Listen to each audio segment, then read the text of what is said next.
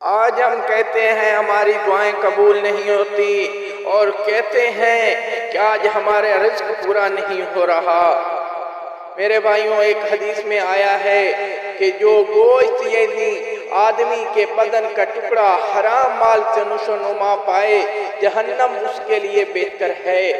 اور فرمایا، ایک حدیث میں آیا ہے کہ جو آدمی 10 درہم کا کپڑا خریدے اور ان میں 1 درہم ناجائز آمدنی کا ہو، تو جب تک وہ کپڑا بدن پر رہے گا اس کی نماز بھی قبول نہیں ہوگی۔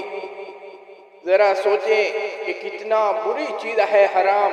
حضرت سعد رضی اللہ تعالیٰ عنہ ایک مرتبہ رسول اللہ صلی اللہ علیہ وآلہ وسلم سے درخواست کرنے لگے کہ یا رسول اللہ، میرے لیے دعا فرما دیجئے کہ میں مستجاب الدعوات بن جاؤں، یعنی جو دعا کروں وہ میری دعا قبول ہو جائے۔ تو رسول اللہ صلی اللہ علیہ وآلہ وسلم نے فرمایا کہ اپنی روزی کو پاکیزہ بنا لو، مستجاب الدعا بن جاؤ گے، یعنی جو دعا کرو گے وہ قبول ہو جائے گی۔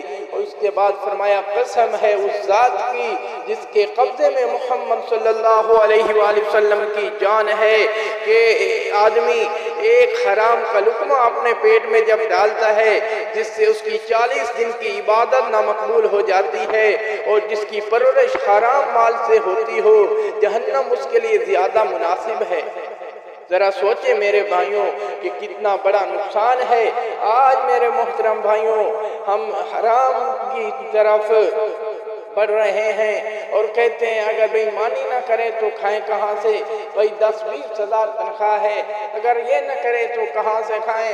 اور اللہ نے روزی کا وعدہ فرمایا ہے، ہر زمین پر رہنے والا، ہر رنگنے والا، جو چیز بھی اللہ نے بنائی ہے، اللہ نے اس کے رزق کا ذمہ خود لیا ہے۔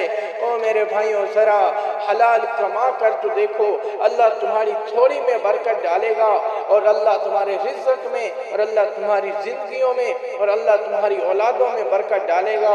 اور اگر حرام نہیں چھوڑو گے، پھر میرے بھائیوں تمہاری اولاد بگڑ جائے گی، تمہارے حالات بگڑ جائیں گے، اور تم تیتر بتر ہو جاؤ گے۔ تم کہو گے کیا ہو رہا ہے میرے ساتھ؟ اے میرے بھائی، ایک یہ بات بھی یاد رکھو، اگر دعا کی قبولیت چاہتے ہو، مستجاب الدعوات بننا چاہتے ہو، پھر حلال کھاؤ، حلال کماؤ۔ اللہ تعالی ہمیں حلال روزی کمانے کی اور حلال رزق کھانے کی توفیق عطا فرمائے۔